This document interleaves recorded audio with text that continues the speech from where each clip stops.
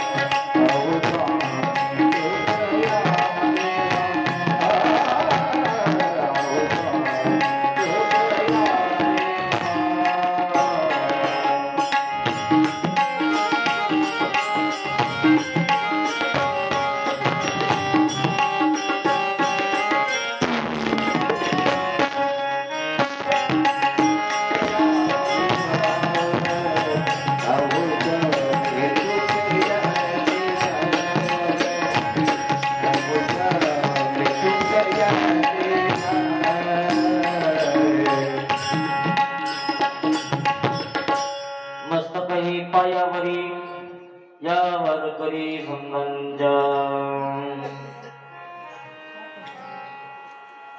आज कथेचा दुसरा दिवस.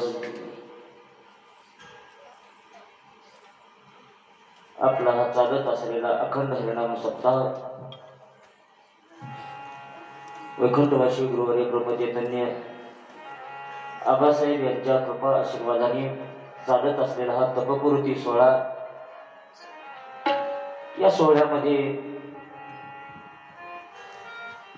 चालत असलेली श्रीमंत श्री जगद्गुरु तुकोबारायांच्या चरित्र कथा आणि चरित्र कथेचा हा दुसरा दिवस. आपण कालही थोडस चिंतन करून पुढे आलो की जीवनामध्ये संत चरित्राची गरज काय,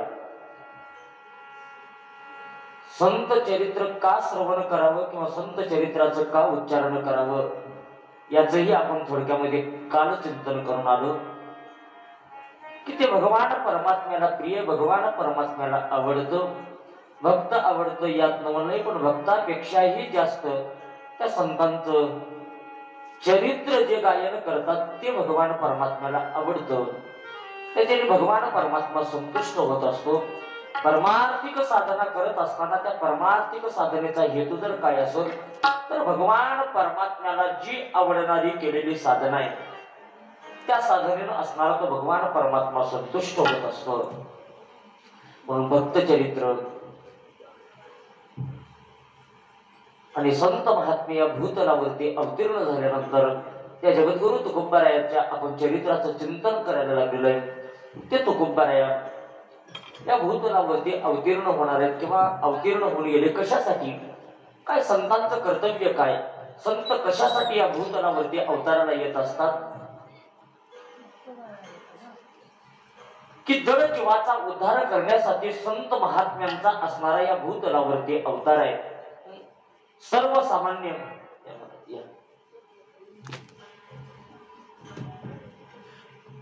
अवतार तुम्हा धराया करण उद्धराया जन्मादोषी. सर्वसामान्य त्या सर्वसामान्याचा उद्धार आणि या सर्वसामान्याला दुःखातून मुक्त करून सुखाचा रस्ता दाखवण्याचं काम संत महात्म्यांनी केलेलं आहे. बुडत हे जन न देखी डोळा, येतो कळवळा म्हणून या. संतांच्या अंतःकरणामध्ये जगाबद्दलचं असणारं जे दुःख आहे ते दुःख पाहवलं जात नाही. आणि जगाने कुठंतरी या दुःखापासून मुक्त व्हावं याच्यासाठी संत महात्म्यांनी या जगामध्ये अवतीर्ण आपला अवतार धारण करून जगाला तारण्याचं काम केलेलं आहे. ब्रह्ममूर्ती संत जगी अवतरले उद्धरायाले दिनजना, दिनजनांचा उद्धार करण्यासाठी संत महात्म्यांचा अवतार आहे. नवे नवे तुमच्या आमच्या पाठीमागं जे ममत्व लागलेलं आहे त्या ममत्वामधून, त्या मोहामधून बाजूला काढून तुम्हा आम्हाला सुखाचा रस्ता दाखवण्यासाठी संत महात्म्यांचा अवतार आहे. तसं जगद्गुरु तुकोबारायांच्या अवताराचं ही प्रयोजन हेच आहे. संत महात्म्याने तुम्हा आम्हाला या दुःखामधून बाजूला केलेलं आहे.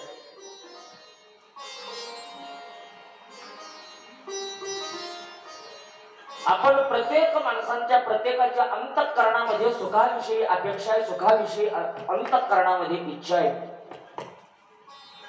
पण असणारा जीव कुठेतरी सुखाला बाजूला सोडून दुसरा रस्ता धरून तो रस्ता सुखाचा असेल असं समजून तो त्या रस्त्याने जायला निघालेला आहे. आणि संत महात्म्यांच्या लक्षामध्ये आल्यानंतर संत महात्म्यांनी तुम्हा आम्हाला जाग करून सांगितलेलं आहे की बाबा ज्या रस्त्याला निघालेला तो रस्ता तुम्हाला सुखापर्यंत नेऊन सोडला जाऊ शकत नाही. म्हणून संत महात्म्याने अवतार धारण करून तुम्हा आम्हाला या अज्ञानी जीवाला दुःखापासून बाजूला काढण्यासाठी संत महात्म्याने अवतार धारण केलेला आहे. आपण कालकथेमध्ये चिंतन करत आलेलो आहे. जे जगद्गुरु तुकोबारायांचे पूर्वज विश्वंभर बुवा यांचं आपण काल चिंतन केलं. विश्वंभर बुवांची असणारी त्या पांडुरंग परमात्म्यावरती निष्ठा, अंतःकरणामध्ये देवाविषयी असणारी भक्ती, त्या भक्तीबद्दलही आपण काल विचार करून पुढे आलेला आहे. पुढे गेल्यानंतर थोडस आपल्या लक्षात आलं की विश्वंभर बुवाच्या नंतर विश्वंभर बुवाचे जे दोन मुले, त्या दोन मुलाच्या अंतःकरणामधला जो देवाविषयीचा भाव आहे तो देवाविषयीचा भाव कमी झाला. त्यांनी कुठेतरी देवाविषयीचा भाव बाजूला काढला आणि देवाला बाजूला काढून ते आपल्या व्यवसायामध्ये सुखाचा रस्ता मिळेल या हेतून बाहेर निघाले. त्याचाही परिणाम आपण काल चिंतनामध्ये काल आपण त्याचंही चिंतन करून पुढे आलेलं आहे. विश्वंभर बुवाचे दोनही मुलं मेले गेलेले, हरी आणि मुकुंद हे दोघेही वारलेले. विश्वंभर बुवांची पत्नी असणारी अमाई हिला दुःख व्हायला लागलेलं आहे. ती परत देहून आलेली आहे. देहूमध्ये येऊन शोक करायला लागली. पांडुरंग परमात्म्याच्या समोर ती रडायला लागली. आपला काम धंदा सोडून दिली आणि नुसतं शोक करत बसली. त्या अमाईच्या पुढे असणारा स्वतः जगाचा मालक भगवान परमात्मा प्रगट झालेला आहे आणि देव त्या अमाईला बोलायला लागलेला आहे. म्हणजे दुःख करायला लागलीस म्हणजे का?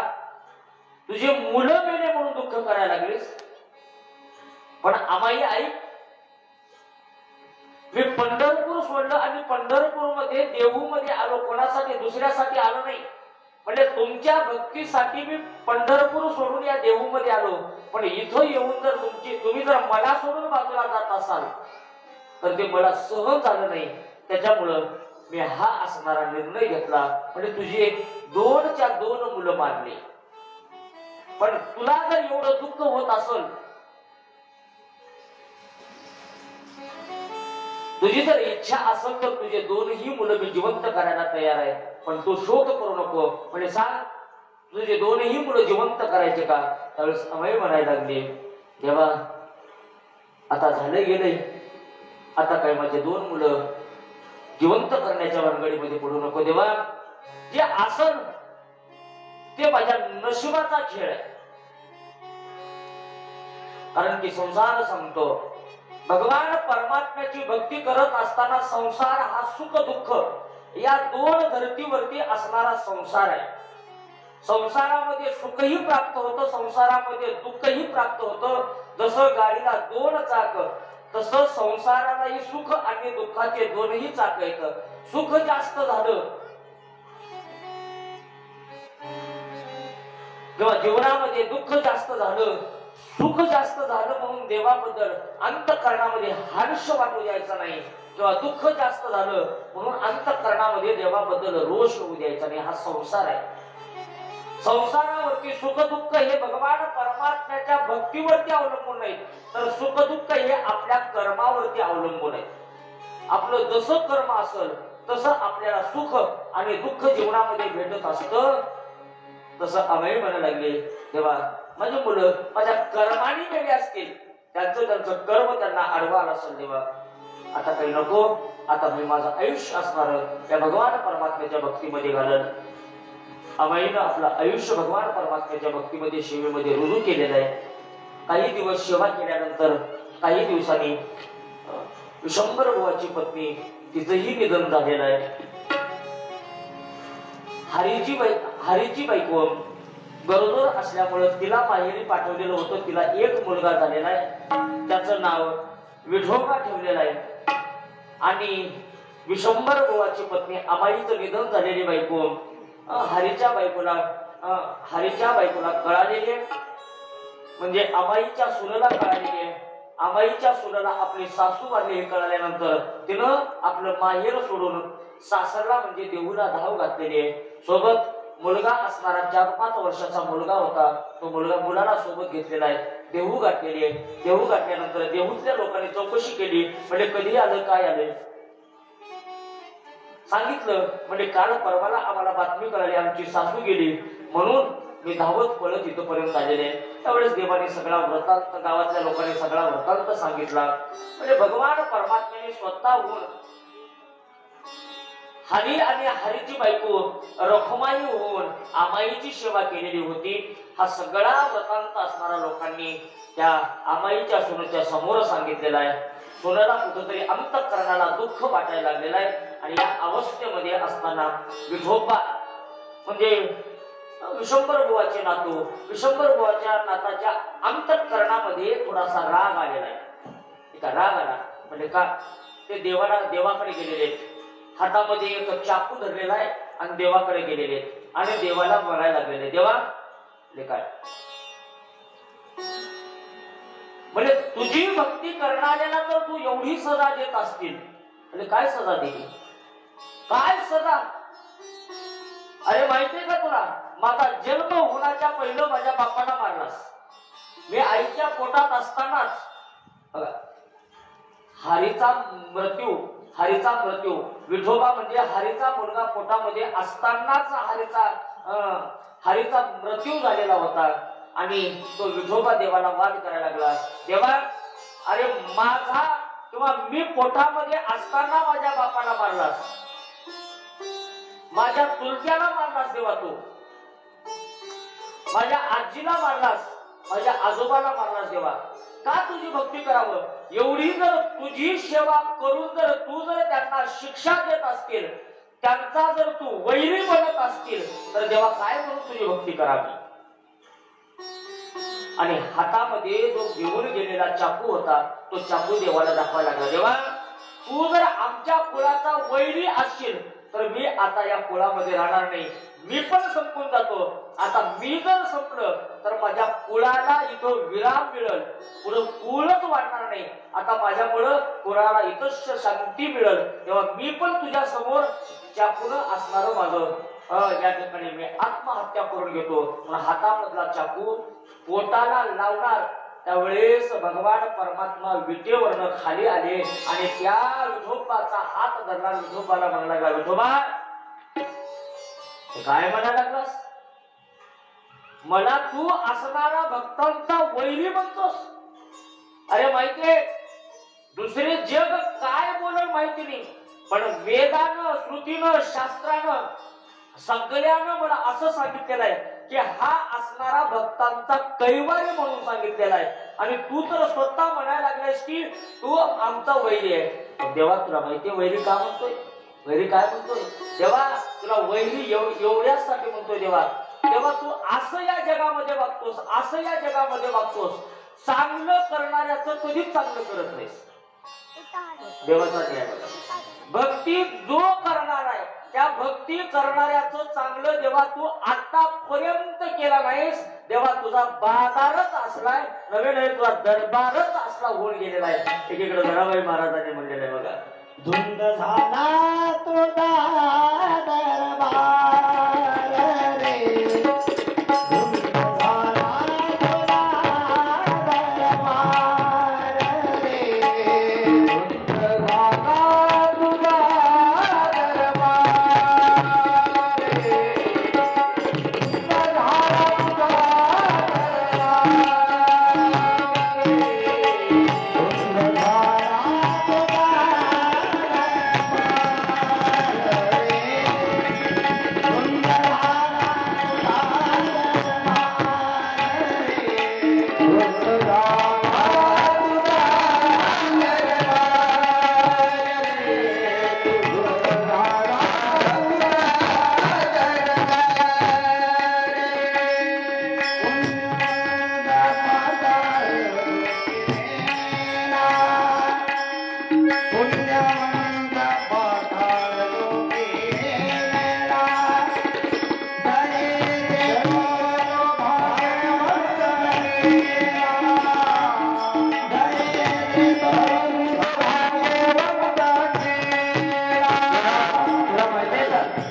धुंद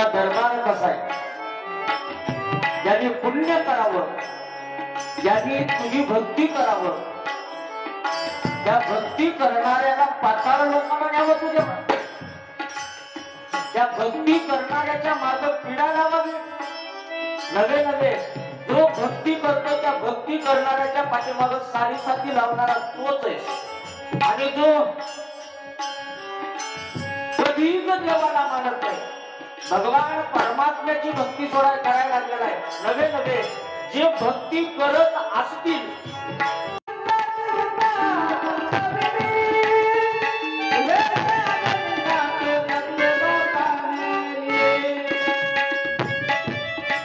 त्यांनी पतिव्रत्याचं पालन करावं, आपला पतिव्रत्य धर्म सदा जागृत ठेवला. आणि शास्त्र तर असं सांगतं की तुकामध्ये पतिव्रता तिची देवावरी सत्ता, असं शास्त्र सांगत असताना देखील एवढी श्रेष्ठ असणारा पातिव्रत्य धर्म आहे. आणि त्या पातिव्रत्य धर्मामध्ये वागणारी पतिव्रता आहे. त्या पतिव्रतेचा विनय, पतिव्रतेचा व्रतभंग करण्यासाठी जेव्हा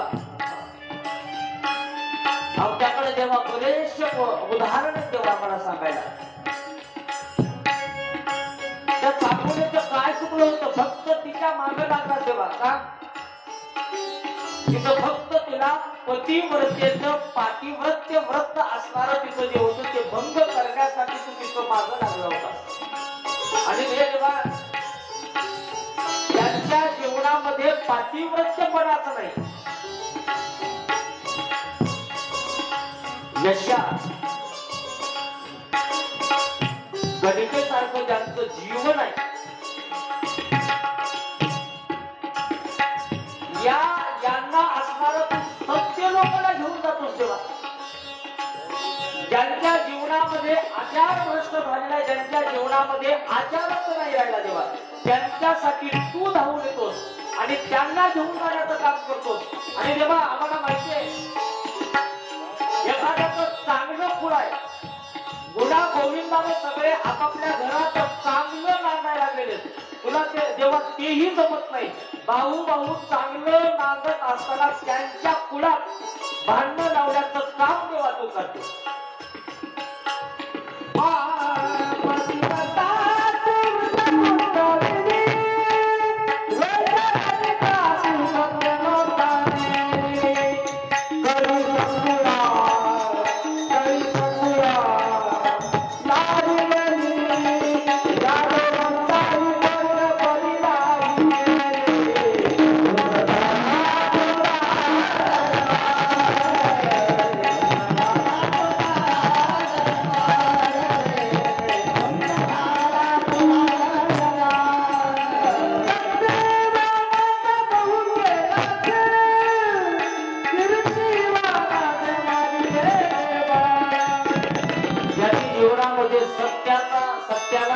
अजिबात सोडलेलं नाही.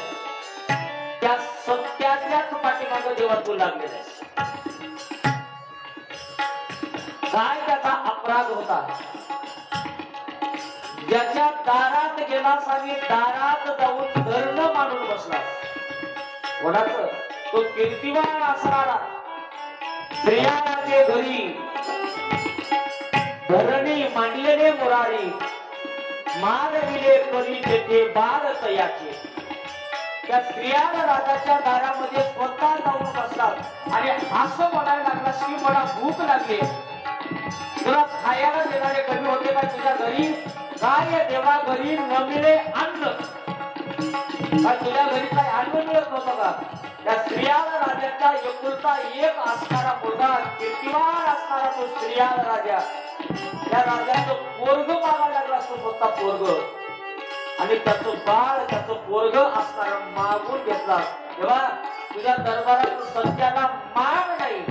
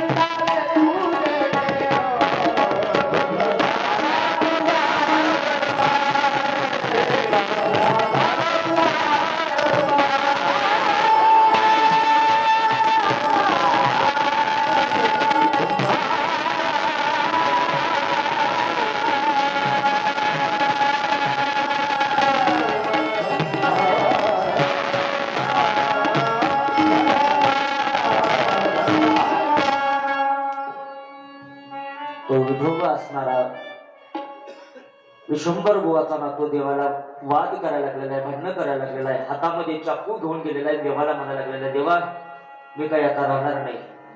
माझा बाप मारलास, माझा चुलता मारलास देवा तूच. अरे काय चुकलं होतं त्यांचं? तू सांगतोस की मी पंढरपूरवरनं तुझ्या घरातल्यासाठी मी इथं देऊला आलो म्हणून सांगतोस. काय माझ्या घरी येऊन काय माझ्या घरचे मारण्यासाठी देवा तू आलास काय? जर मीच आता पुढे शिल्लक नाही राहिलो तर माझं कुळ संपल देवा. म्हणून तुझ्या समोरच मी प्राणाचा त्याग करतो. म्हणून त्या विठोबानं हातामधला चाकू काढला, पोटाला लावला. देवाने खाली आला, खाली येऊन त्या विठोबाचा हात धरला. देव म्हणायला लागला, अरे विठोबा नाही रे बाबा, मी भक्ताचा वैरी नाही, भक्ताचा वैरी. मग देवा हे आतापर्यंत सांगितलेलं काय? कर्ण भिडता समरांगिनी बाणे व्यापीने धनी मागसी पाडोनी तेथे दात तयाचे. अरे त्या रणांगणावर भिडत असताना कर्ण उदार आहे म्हणून त्या रणांगणाच्या ठिकाणी तिथं दात मागणारा तू देव आहेस आणि सांगायला लागलायस. किती बडीवार शिकवी शिवाय ठावा पंढरी राया आहे सियामा. कशाला मोठेपणा सांगतायस? माहितीये देवा तू किती बोलायस की आम्हाला चांगलं तुझं देवा, सगळं तुला आम्हाला चांगलं माहितीये देवा, आम्हाला मोठेपणा सांगू नकोस. तर देव म्हणाला शांत हो विठोबा, शांत हो. मला माहितीये विठोबा तुला राग आला, तुला या कर्माबद्दल राग आला. अरे मी जे केलेलं आहे मी भक्ताचा सहाय्यकारीच आहे, भक्ताचा अजिबात वैर नाही, भक्तांना साथ देणाराच आहे. पण भक्तांनी जर आपल्या भक्तीचा रस्ता सोडला आणि कुठंतरी ते दुसऱ्या मार्गाने निघाले तर एक त्यांचा काटा काढत असतो. आणि दुसरं कारण सांगितलं, अरे त्यांच्या पाठीमाग भक्ती करत असताना पीडा देण्याचं दुसरं कारण आहे, त्यांच्या पाठीमागलं जर काही कर्म शिल्लक राहिलं असेल तर त्यांचं पाठीमागलं सगळे भोग संपवण्यासाठी या जन्मामध्ये त्यांना पीडा देत असतो. ऐका, भक्ती करत असताना, परमार्थ करत असताना दुःख येण्याचे पाठीमागले दोन कारण सांगितले शास्त्राने. एक, भक्ती करत असताना त्याची वाट बाजूला काढणं, आणि दुसरं, भक्ती करायला लागलोय पण आपले पाठीमागलं कर्म वाईट आहे, ते कर्म संपवण्यासाठी भगवान परमात्मा त्याची सोय म्हणून इथे पीडा करत असतो. विठोबाला सांगितल्यानंतर विठोबा शांत झालेले, विठोबाने अंतःकरणामध्ये भगवान परमात्म्याची भक्ती धरलेली आहे. पुढं विठोबाचं लग्न झालेलं आहे. चला लवकर, विठोबाचा मुलगा असणारा, विठोबाला मुलगा झालेला आहे, त्याचं नाव पदाजी ठेवलेलं आहे.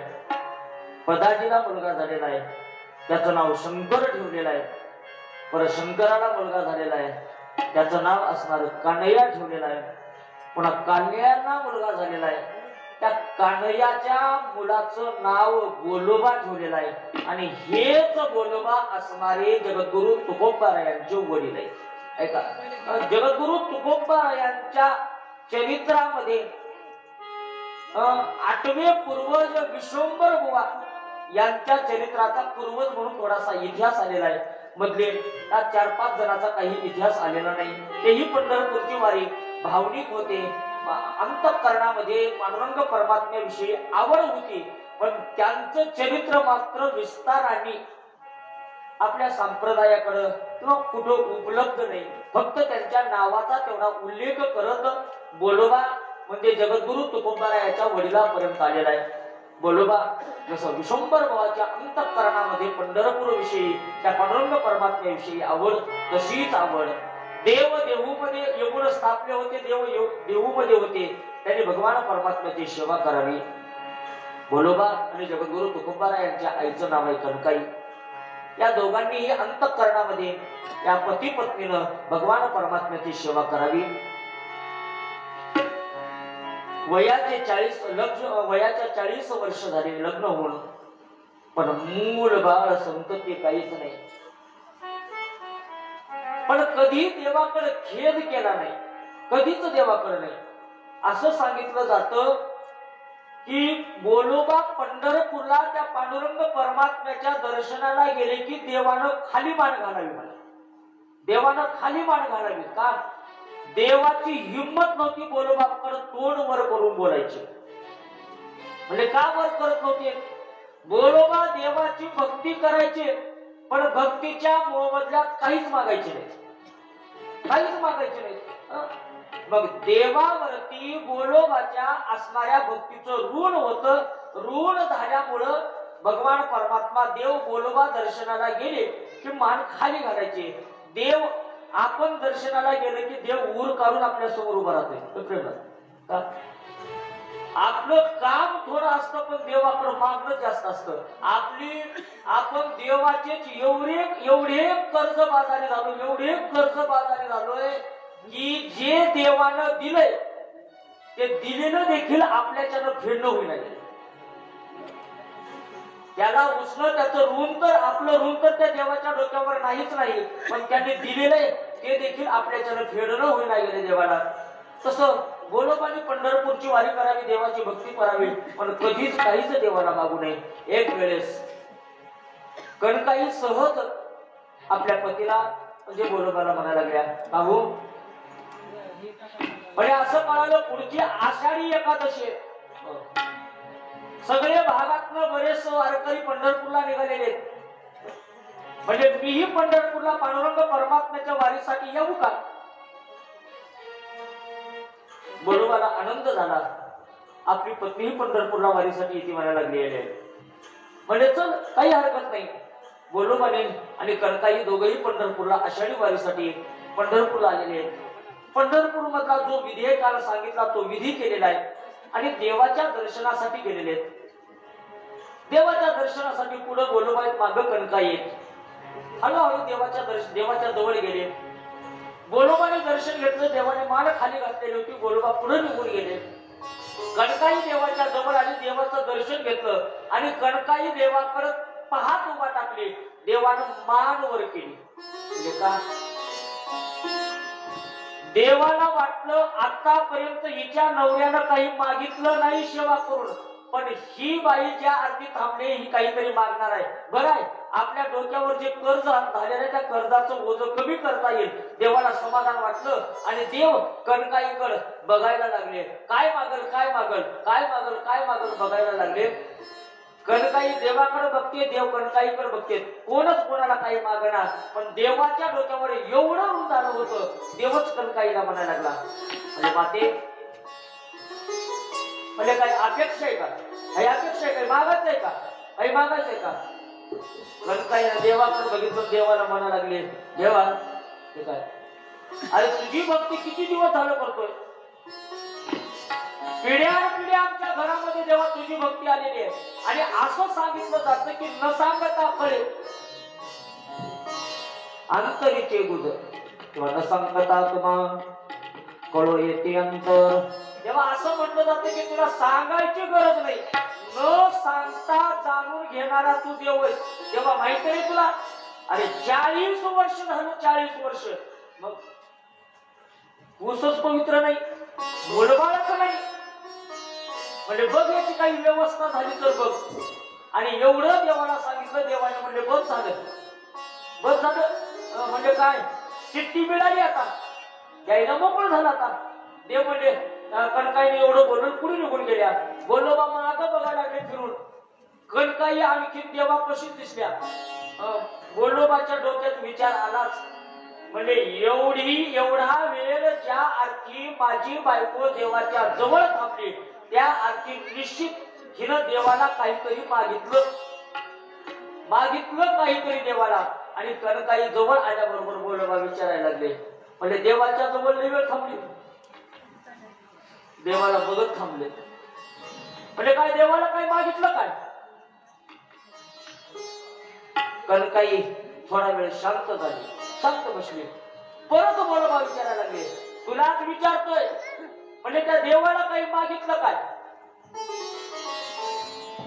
तिने सांगितले. म्हणजे काय? दर वेळेला दर महिन्याला तुम्ही पंढरपूरला येतात पण आतापर्यंत तुम्ही देवाला काही सांगितलंच नाही. म्हणजे मला देवाने विचारलं मी काय दुःखी होते का? म्हणजे मला ज्या काही दुःख होतं माझ्या मनाला ज्या काही वेदना होत्या ती वेदना मी देवाच्या समोर सांगितल्या. म्हणजे काय सांगितलं? म्हणजे जे कमी आहे ते म्हणजे काय कमी होतं म्हणजे माहिती नाही का तुम्हाला?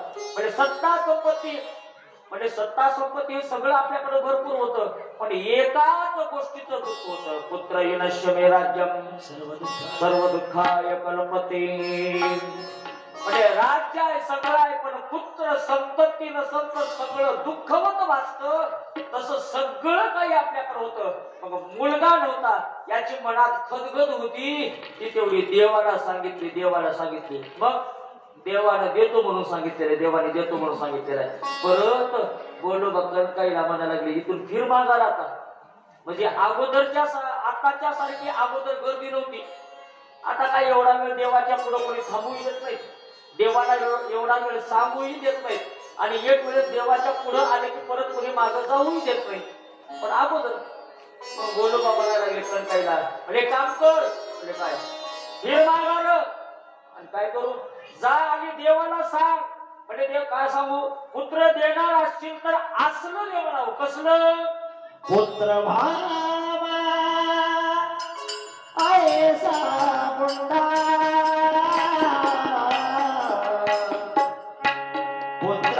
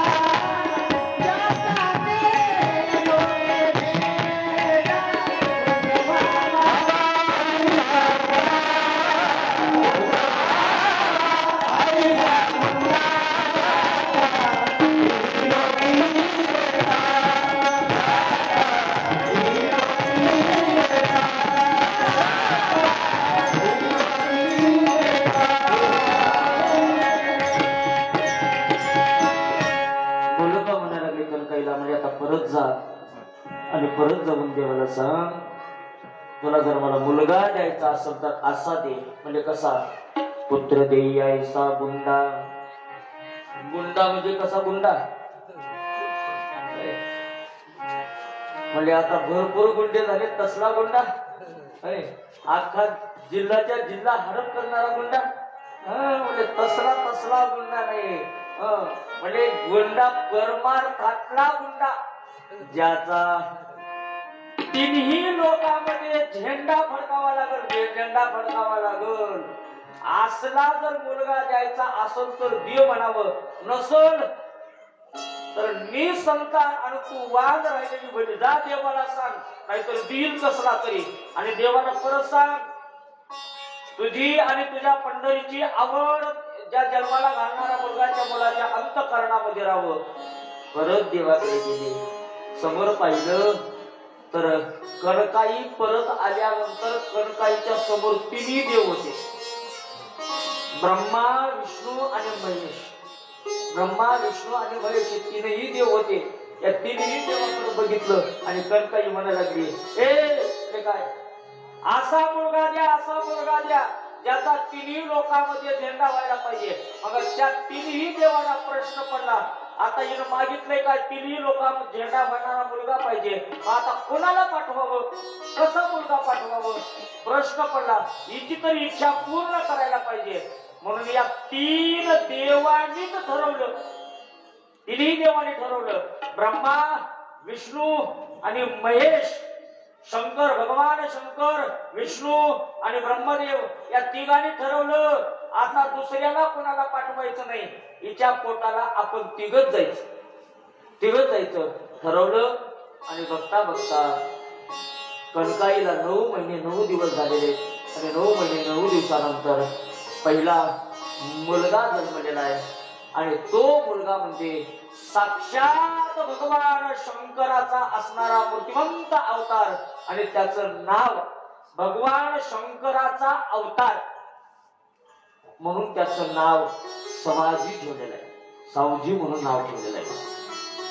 सावजी म्हणून नाव ठेवलेलं आहे. पहिला मुलगा झाला. काही दिवस ओलांडले गेले. सगळ्या परत असणाऱ्या कणकाई गरोदर राहिलेले का 9 महिन्याचा काळ ओलांडलेला आहे.